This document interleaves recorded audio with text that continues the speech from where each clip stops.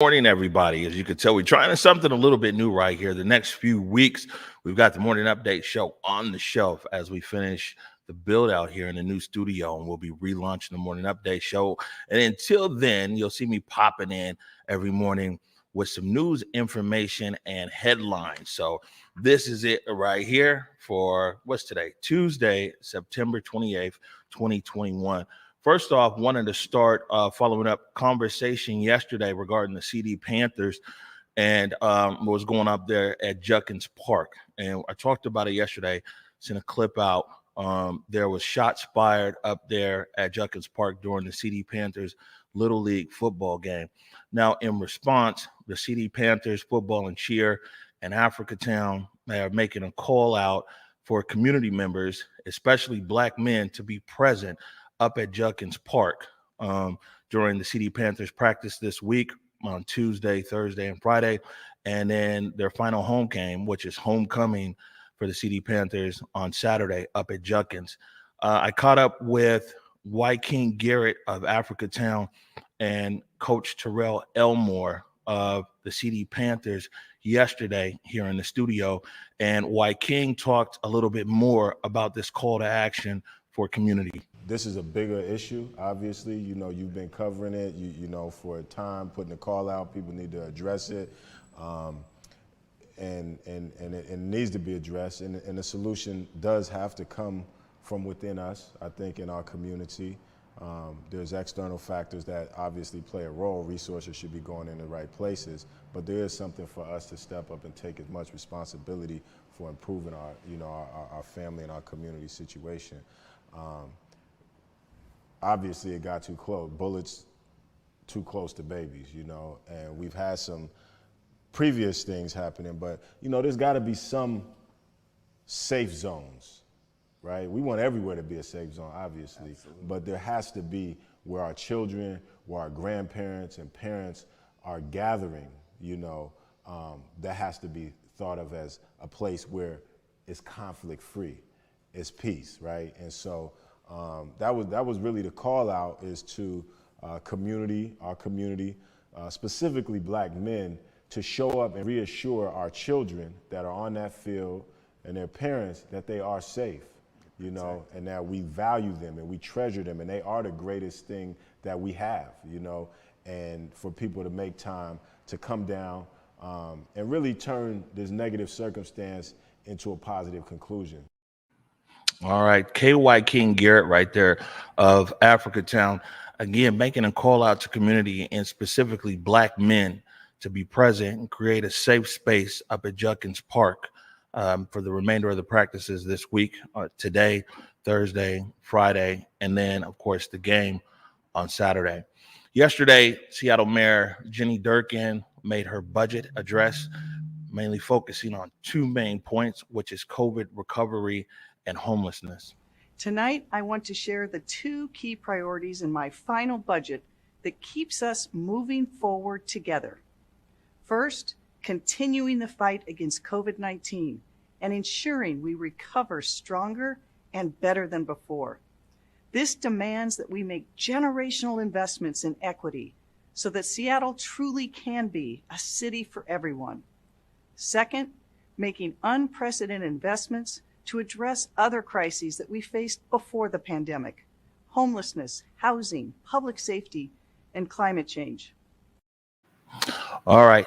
Following the address, yours truly and Kevin Schofield, we did what we do, did an analysis basically of the mayor's budget. Big budget. You're talking about $6.6 billion altogether. And here's Kevin talking a little bit more about the investment in housing. So there's a lot of money in this budget for housing. Mm-hmm. In fact, the Office of Housing is seeing about $114 million added to its budget this year.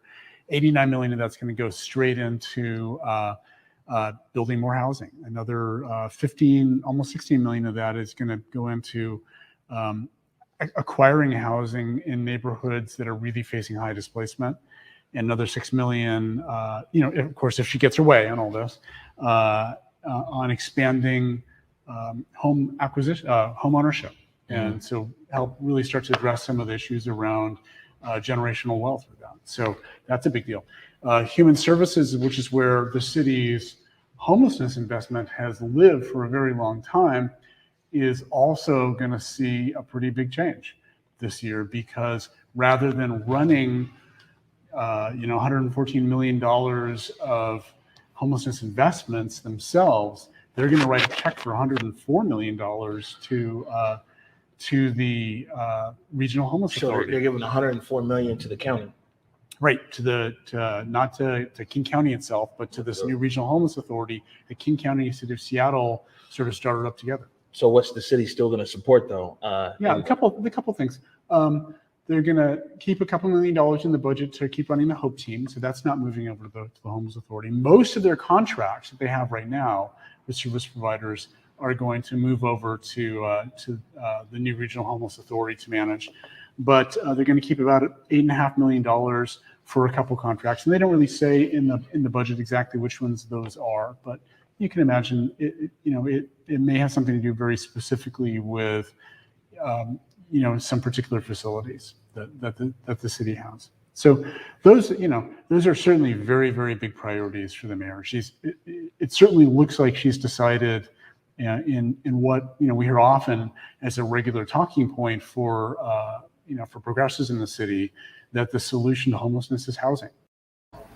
All right, you can catch the whole show from me and Kevin Schofield. It's up right now on the Converge Media YouTube and Facebook channels. Going to take a quick break right here. We'll come right back. We have Support Black Business. You always know one of the most favorite parts of this show, Support Black Business. Also, we checked in with a team from Seattle Parks and Recreation. Also, I talked to Carolyn Bick. We talked to Carolyn Bick from the South Seattle Emerald about some discrepancies that she found in OPA reports. We'll be right back. Businesses are largely in COVID. Small businesses have been almost twice as likely to shutter. Disproportionately so. More than half of Black business owners struggling to obtain federal paycheck protection. Joy back into the community. On African Americans, somehow we always find a way to rise. To the blueprint builders, to the backbones of every block, to the late night legends and the pioneers of legacy, for the curators of the culture, for the family franchise, and for generations to follow. You might fall, but never fail. Keep rising, keep rising, keep rising. Apply today for a variety of business, marketing, and tech makeovers on us to help your rise. All right, time for Support Black Business, powered by Comcast Rise. Today, we're looking at Steeze and Seeds, all about plants. Learned a lot about plants right here. Seeds and Steeze. Steeze and Steeze is an online-based plant shop. We choose to stay online because accessibility really matters to us. I think part of it is that it's our roots, but I think also a lot of people don't know that they love something until they're exposed to it. So that's something that I love to do with the youth as well. We reach back out to the youth and, we provide kids with plants so that they can see that this is something that they actually love. A lot of kids aren't able to experience those things until they're older. I didn't realize that I loved gardening and I loved plants until I was 23 years old. And from then it's just kind of taken off. I grow tomatoes and peppers and all those kinds of things, but I also cultivate houseplants to give back to the community as well. So I think part of it is people are finding that once you had time in the pandemic to raise the plants, to take care of the plants, that they really did love this, and people just never had the opportunity to get into it.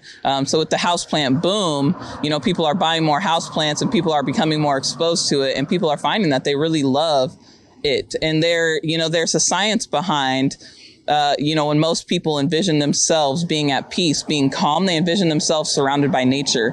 And I think having greenery and houseplants in your house brings that bit of peace to your home, especially at a time where it's very trying. We're fighting through a pandemic that's very up and down, up and down. We think we're this close to an end, and then we're pulling back in, and it seems like we're going to go back into quarantine. So people who don't know what's the right houseplant for them, come talk to me. I'm very easy to contact. It all depends on your lighting. It all depends on who you are. I say all the time, I want to sell plants to people that fit their lifestyles. I don't want people to change their lifestyle for plants. Otherwise, you're just going to fail because you're not going to be able to keep with the watering schedule. You're not going to be able to do a lot of things. I myself am a lazy plant parent. So I have a lot of plants that I don't have to water 2 or 3 times a week. I got a cactus, a snake plant, a ZZ plant, lots of succulents, anything you need. Seeds and Steeze is accessible online, seedsandsteeze.com, or you can find us on Instagram, or you can find us at numerous pop-ups. We're often showing up at pop-ups that are centered around Black and brown folks and also the queer community. All right. Seeds and Steeze right there. And also want to tell you about everything that you see here on these updates. You can find the link in our bio, and we'll have a page too, so you can click on all these stories, articles, and everything else.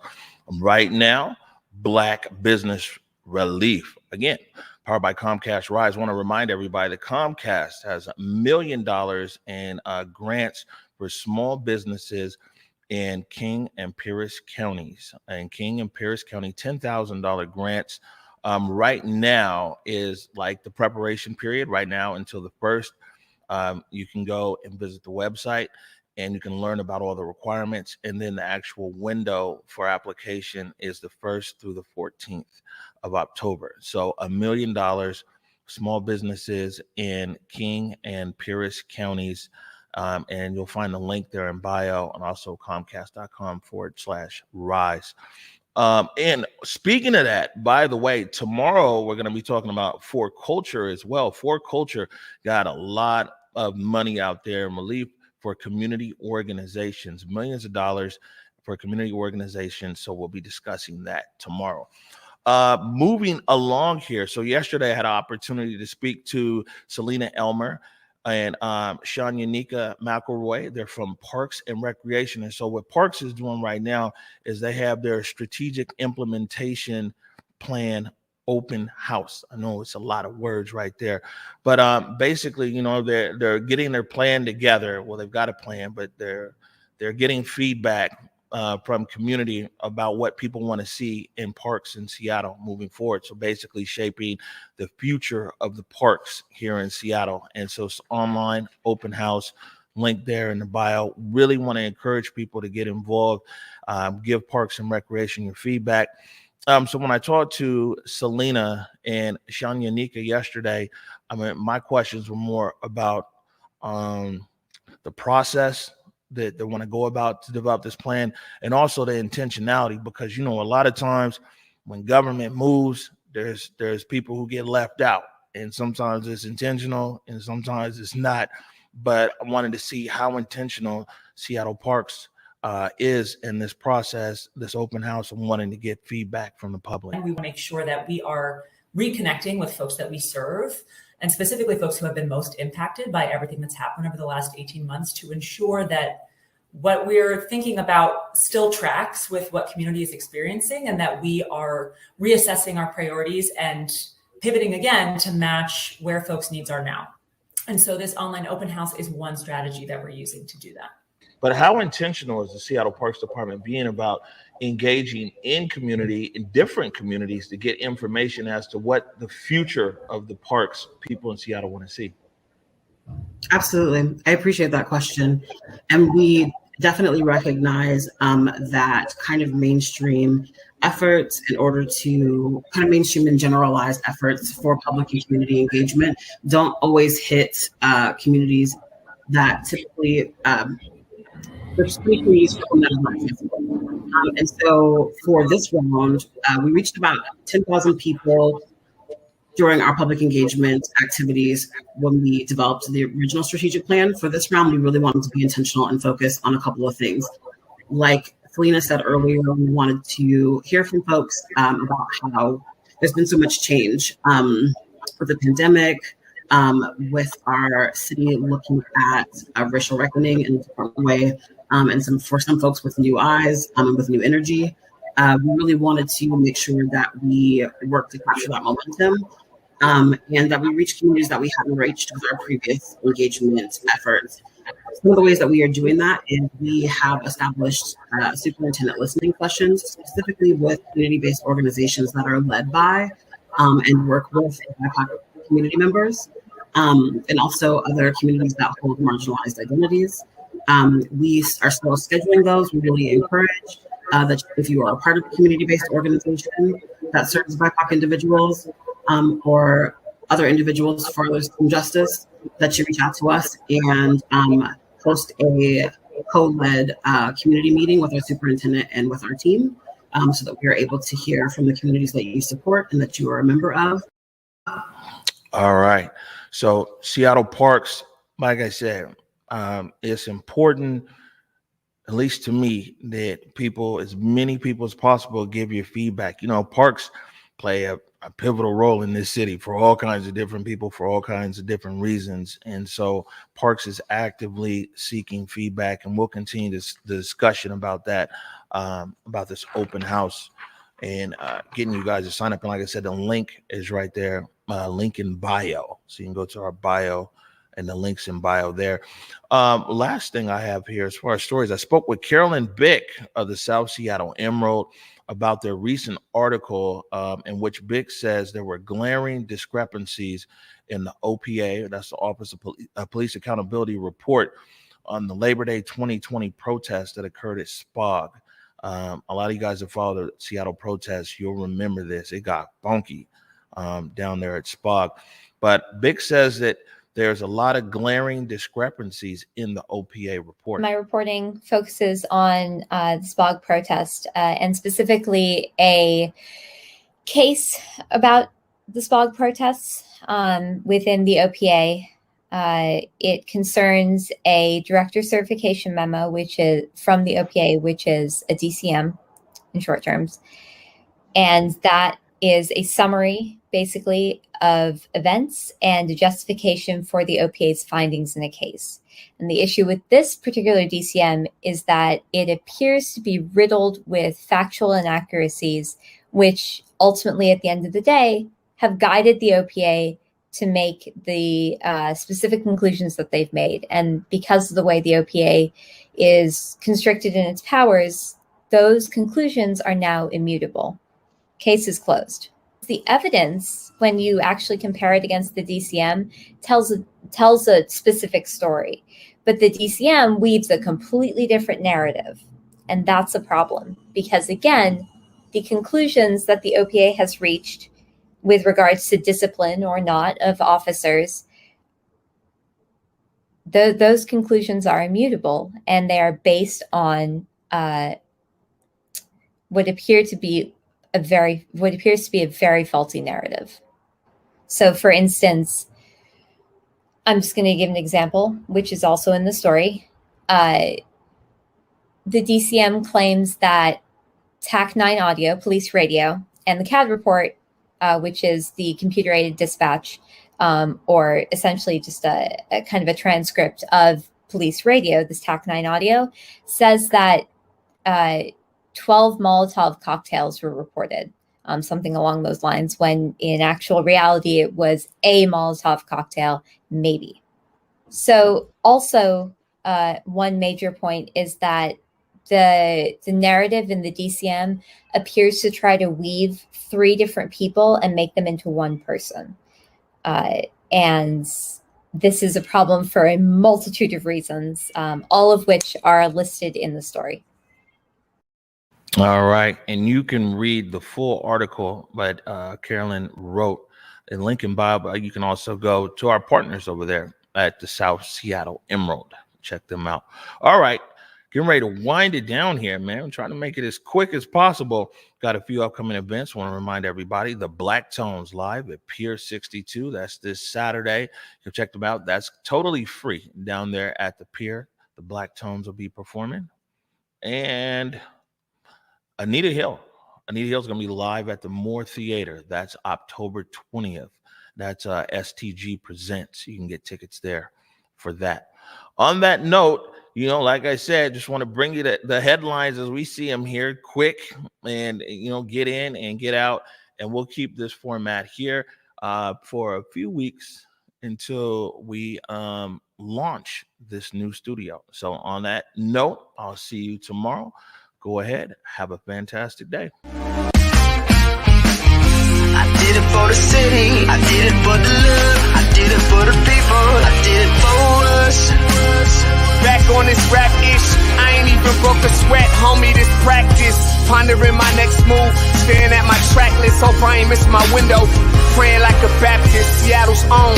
Tired of this Game of Thrones. They made a list of the best rappers, and guess who wasn't on? While the disrespect continues, I'm steady packing these venues.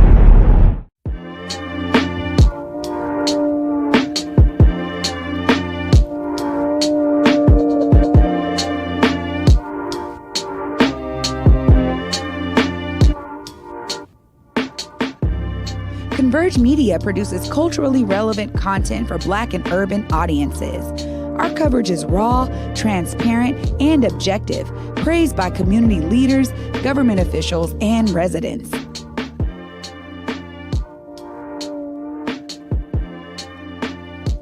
Support Converge Media today via Venmo, Cash App, or PayPal at Converge Media.